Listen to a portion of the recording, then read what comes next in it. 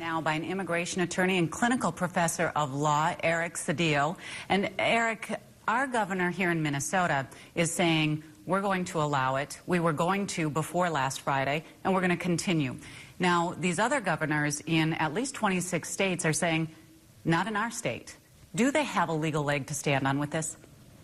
Well, in all honesty, in terms of denying access from the refugees, I don't believe they do.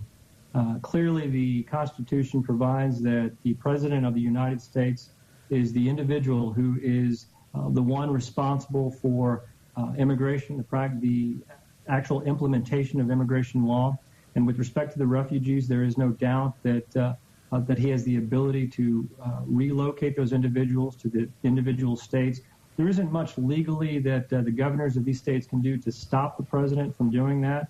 I would imagine the only real thing that they might be able to do is deny perhaps monies to their own health and human services organizations and not cooperate with the federal government in the implementation of these programs. But in all honesty, with respect to the refugee resettlement, state governments don't have a whole lot to do with the actual implementation of the programs. So with that said, why do you think that they're taking such a hard stand, and why is it that they're kind of coming together and saying, you know what, we're just not going to do it?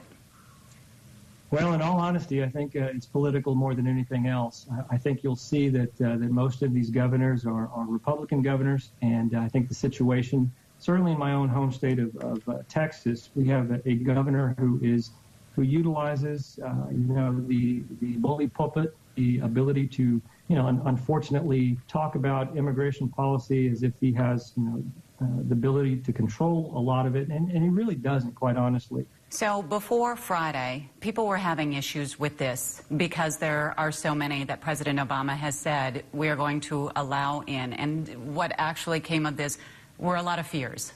People are afraid of what is coming, and some people have some legitimate concerns about the money that is going to be spent on refugees when we're dealing with our own homeless and we're dealing with our own social welfare issues in this country. Well, actually, I think the president has mentioned that we would be taking in about 10,000 over the next 12 months. Now, in terms of overwhelming our system, it certainly isn't going to be a situation where it's going to be unduly burdensome. Certainly, the states or the countries that surround Syria are having the biggest problems and issues. I think Turkey has taken in over 2 million Syrians.